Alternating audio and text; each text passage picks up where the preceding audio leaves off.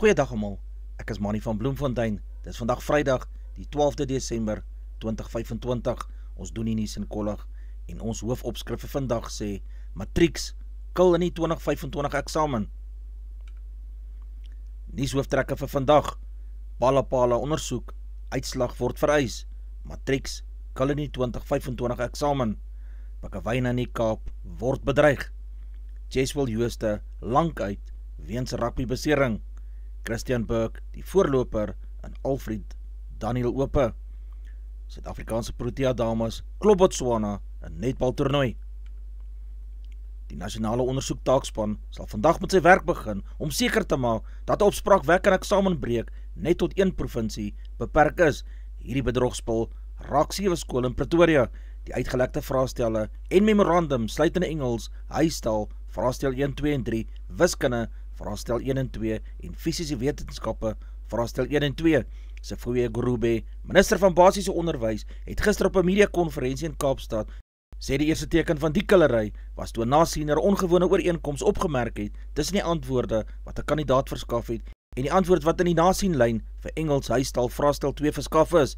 Sy sê 26 leerlinge is reeds deur die departement van basiese onderwys ondervra. Hulle het erken dat hulle toegang tot sowel die Engelse huistaal vraestel 2 en die nasienriglyne gehad het. 2 amptenare van die onderwysdepartement, waarvan een die ouer van 'n matriekleerling is intussen geskort. Daar is tans geen bewyse dat die killery verder as Pretoria versprei het nie, soos die Gurube, maar die moontlikheid sal deur die taakspan ook ondersoek moet word. Leerlinge wat in die verlede aan killery skuldig bevind is, moes 3 eksamensiklusse wag voordat hulle weer eksamens kon afgelê het. Die kwessies ook by die polisie aangemeld, het Gurube bekend gemaak. Daar is geen bewyse wat daarop dui dat enige ander Gautengse kandidate of skole buite die geïdentifiseerde groep aan uitgelekte materiaal blootgestel het, sy gesê. Die onderwysdepartement sal sy bevindings oor die saak na verwagting op die vergaderings vir die goedkeuring van uitslae wat van 6 tot 8 Januarie 2026 gehou word voorlê vir oorweging deur uitvoerende komitee van Amalusi. Meganismes bestaan om die vletjieblasers en die getuienis te beskerm wat korrupsie bloot lê, ook die van individue met politieke bande daarbey betrek, sê Mameloko Kubayi, minister van Justisie en Staatkundige Ontwikkeling. Oproepe vir die doeltreffender beskerming van vletjieblasers en getuies in hoë profiel sake het die laaste paar dae weer uit verskeie oorde opgeklink na die sluipmoord op Marius van der Merwe. Van der Merwe het as getuie D voor die Madlanga Kommissie van ondersoek getuig wat luitenant-generaal Nhlanhla Mkhwanazi, KwaZulu-Natal se polisiekommissaris, se beweringe van korrupsie en politieke inmenging in die strafregstelsel ondersoek het. Van der Merwe is Vrydag aand by sy huis in Brakpan doodgeskiet. Kubayi het Saterdag op 'n mediakonferensie gesê die beskerming van vletjieblasers is van die allergrootste belang omdat die stryd teen korrupsie nie daarsonder gewen kan word nie. Sy meen ook daar moet ernstig besin word oor hoe mense wie se lewens in gevaar kan wees voor die Madlanga Kommissie en ander kommissies te kan getuig. Kubayi sê die NVG publiseer gereelde jongste verwikkelinge in hoë profiel sake en sy prestasies in jaarverslae en op mediakonferensies. Hierdie deursigtigheid help op openbare vertroue te bou en te verseker aanspreeklikheid in die hantering van polities sensitiewe sake, het sy gesê. Nog pogings gaan aangewend word om die onafhanklike polisieondersoekdirektoraat Oopot te dwing om sy hoogs geheime ondersoekverslag oor Pala bekend te maak. Dit hou verband met die polisie se ondersoek na die inbraak en diefstal van Amerikaanse dollars op president Cyril Ramaphosa se wildsplaas in Limpopo. Senzo Mchunu, minister van polisie, wat 'n verpligte verlof geplaas is, het vroeër vanjaar bekend gemaak dat Oopot verslag nie openbaar gemaak sal word nie, omdat Oopot dit as hoogs geheim beskou. Action SA het sedert hy in die parlement is dit duidelik gemaak dat hy nie sal toelaat dat die Pala saak een kant toe geskuif moet word nie, as bewyse nou waarskynlik aanvaar word deur partye in die regering van nasionale eenheid wie se toegang tot mag nou aan die president gekoppel is. Die Oopot ondersoekverslag is in die laaste brughoof in die stryd teen die magsmisbruik om die president in die gebeur by Pala te beskerm, het hy gesê. Bedreigde brulpikkewyne langs die Kaapse kusgebied het oor 'n tydperk van 8 jaar in groot getalle tydens hulle jaarlikse ververing gevrek weens 'n gebrek aan kos. Brulpikkewyne is in 2024 deur die Internasionale Unie vir Natuurbewaring tot kritiek bedreig verklaar. Die navorsers verduidelik verder wanneer pikkewyne jaarliks verveer, wanneer hulle nuwe vere uitgroei en oues vervang, is hulle vel nie baie waterdig nie. Tydens hierdie proses kan hulle ook dus nie swem nie of jag nie. Dit beteken hulle moet genoeg vetreserwes opbou om in hierdie tydperk op land te kan bly. As daar nie genoeg kos is voor of na hierdie proses nie, vrek hulle van die hongerte. Pikkewyne se getalle het ook wêreldwyd byna met 80% afgeneem oor die laaste 30 jaar. Volgens die navorsers sluit oplossings in om sardynvangste te bestuur. Verder word kommersiële visvangste nou vir 'n tydperk van 10 jaar verbied rondom 6 groot broeikolonies. Dit sluit in Dassen, Dreiland, Robben-eiland. Die lugvaartowerheid, die BLO, het sy kommer uitgespreek oor 43 lugvaartongelukke wat gedurende die 2025 boekjaar in Suid-Afrika aangemeld is, waarvan 12 ongelukke tot 17 sterftes gelei het. Volgens die BLO se ongelukke en voorvalle ondersoekafdeling verteenwoordig dit 'n toename van 10 noodlottige ongelukke in vergelyking met dieselfde tydperk verlede jaar tot en met die einde van November. In die 2024 boekjaar was altesaam 131 ongelukke, waarvan 4 ongelukke noodlottig was met 7 sterftes, terwyl 115 ongelukke in die 2023 boekjaar aangemeld is, waarvan 13 noodlottig was met 19 sterftes. In die 2022 boekjaar was 113 ongelukke, waarvan 9 noodlottig was en tot 12 sterftes gelei het. Algemene lugvaartstrategieë van 2025 tot 2030 wat daarop gemik is om veiligheidsprestasies te versterk en voorkombare risiko's in die lugvaartsektor te verminder, soos hy Sisa Majola, die woordvoerder van die BLO, na mate die feestyd nader, kom tipies gepaardgaande met verhoogde lugvaartaktiwiteite, intense skedules en verhoogde operasionele druk, herinner die BLO alle vlieëniers en operateurs om gedissiplineerde besluitnemings, noukeurige vlugtebeplanning en streng nakoming van regulasies te prioritiseer. 3 maande sedert Woensdag aan hegtenis geneem weens die moord op Karen van Aert, wat 64 jaar oud was, wat verlede Vrydag doodgesteek is toe sy en haar man Herman in hulle gehuurde motor op die hoek van Jays Gouwelrylaan en Jakkalsvleilaan tussen Langan Bonteheuwel aangeval is. Die polisiewoordvoerder het die hegtenisnemings bevestig en sê nog inligting sal bekend gemaak word soos die ondersoek verder vorder. Die 3 verdagtes sal vandag in die Landershof in Beach Blywers verskyn op voorlopige aanklagtes van moord en roof met verswaarende omstandighede. Die van Aert was verlede Vrydag van die Kaapstadse lughawe na Vredenburg onderweg toe die ruit aan die passasierskant van hulle voertuig gebreek is en Karen in die sitplek doodgesteek is met 'n mes. Die polisie het Woensdag na die eerste hegtenisneming gesê die deurbraak het gekom danksy 'n gesamentlike poging deur die polisie en wetstoepassingsbeamptes van die Kaapstadse metro. Vervolgens staar 'n Oos-Kaapse pa waarskynlik in die gesig nadat sy 14-jarige seun glo deur 'n ander seun doodgeskiet is met 'n tuisgemaakte vuurwapen wat aan die pa behoort het. Die 14-jarige seun is gister by die Kwaiman polisiekantoor aangebring nadat die polisie aanvanklik na hom gesoek het sedert die noodlottige voorval Woensdag gebeur het. Met die polisie se aankoms was die 11-jarige seun reeds oorlede. Hy is in Lindukwe Mtembo geïdentifiseer. Volgens die polisie se inligting het die pa van die 14-jarige erken dat hy sy gelaaide tuisgemaakte vuurwapen in 'n kas in die kamer gelos het terwyl hy dorp toe was. Die polisie sê die vuurwapen is aan die polisie oorhandig en die seun is ook ingebring. Verdere konsultasies word volgens die polisie gehou met onder meer die nasionale vervolgingsgesag om die pa van die 14-jarige seun ook aan te kla. 'n Skerp styging word in die nasionale minimumloon in 2026 voorsien.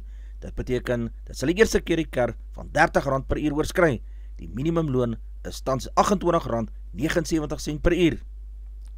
Sowat 5,5 miljoen werkers in Suid-Afrika verdien hoogstens die nasionale minimumlone.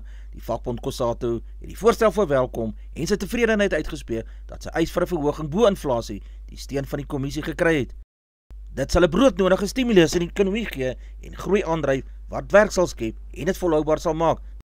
Bykans 60% van Suid-Afrika se armste mense woon in 4 provinsies: KwaZulu-Natal, die Oos-Kaap, Noordwes en Limpopo ervaar die hoogste armoedvlakke, terwyl die Wes-Kaap en Gauteng die provinsies met die laagste armoedvlakke in die land bly.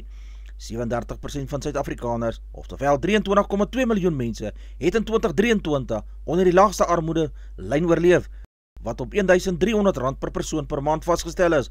Armoedevlakke het volgens SSA beduidend gedaal teenoor 17 jaar gelede. Die jongste syfer verteenwoordig 'n daling van 19 persentasiepunte.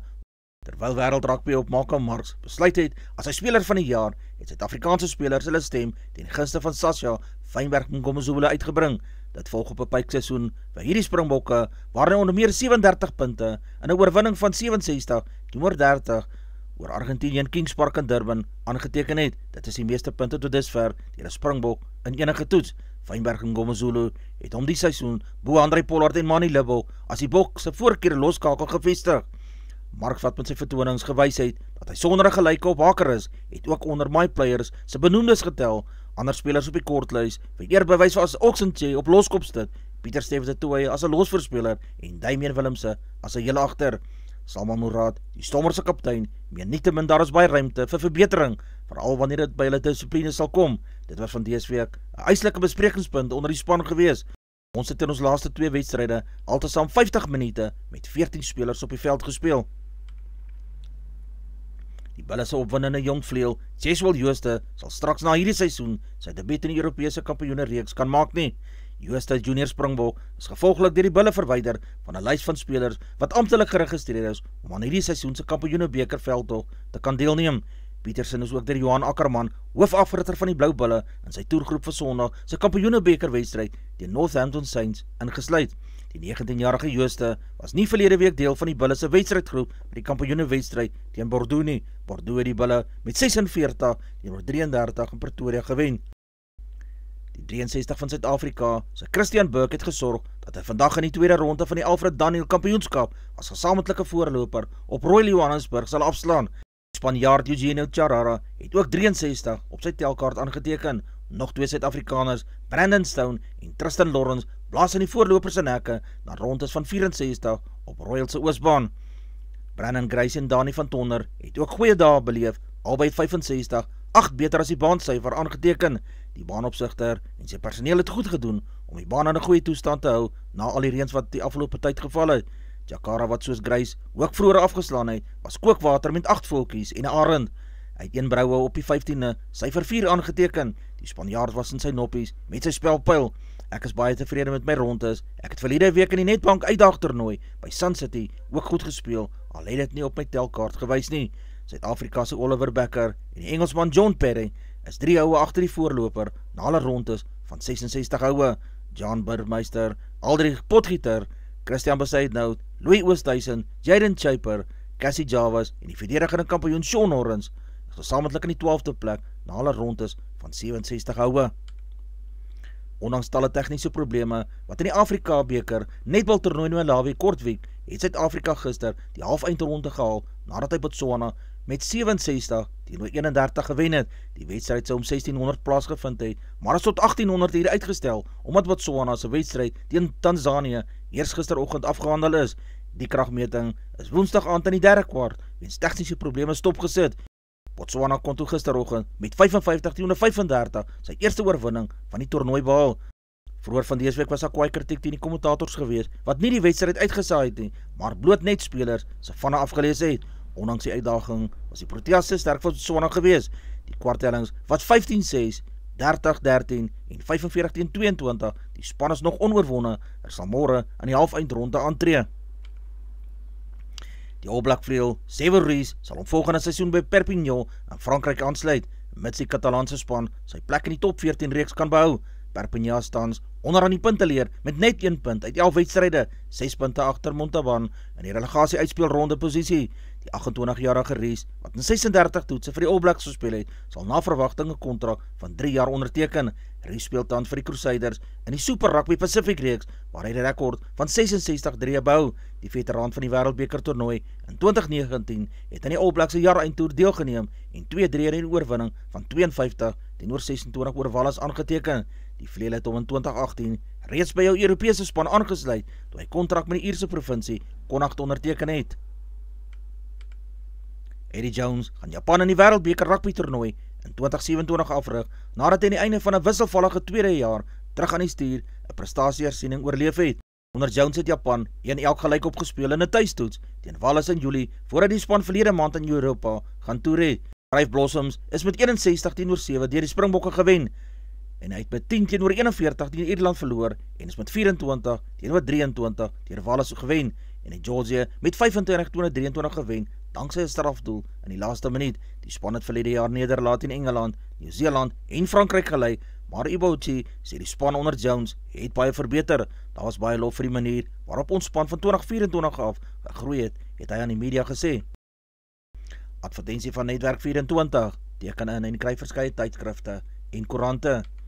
Advertensie van Bloemkeel for you, jy kan vir Diana of Susan by 082-390-339 kontak. hulle sê jou voertuigregistrasie namens jou behartig. Ons weerberig vir die streek lyk so: Messina 1934, Polokwane 1428, Lephalale 1831, Mbombela 1632, Mahikeng 1829, Pretoria 1631, Johannesburg 1628, Ermelo 1127, Galagadi 1923, Gaborone 2033, Richards Bay 2036, Pietermaritzburg 1634, Durban 1833, Port St Johns 2034, Pongola 1735, Maputo 2031, Bethlehem 1326, Bloemfontein 1526, Alawal Noord 1422, Welkom 1730, Vryburg 1828, Kimberley 1722, Appington 1824, Prieska 1825, Springbok 1326, Karasburg 1429, Keetmanshoop 1731, Mariental 2030, Alexanderbaai 1626, Brandvlei 1430, Loederitsbaai 1728, Vredendal 1527, Kaapstad 1620, Sutherland 922, George 1533, Jeffreys Bay 1729, Cabarra 1630, Graafreinet 1230, Kaaphooglaas 1529, De Aar 1520, Molteno 1118, Beaufort Wes 1732, Oos-London 1630.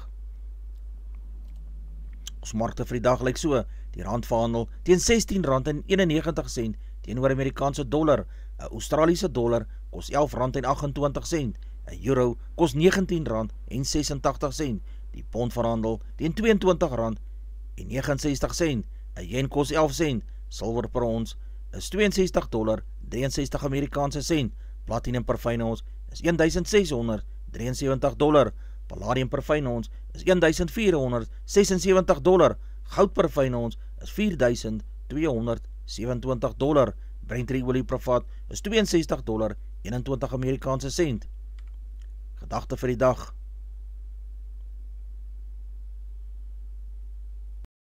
Dis al vir vandag. Onthou om te like, deel met jou vriende en jou vriendinne, en onthou te subscribe op my kanaal, en 'n aangename naweek word vir almal toegewens.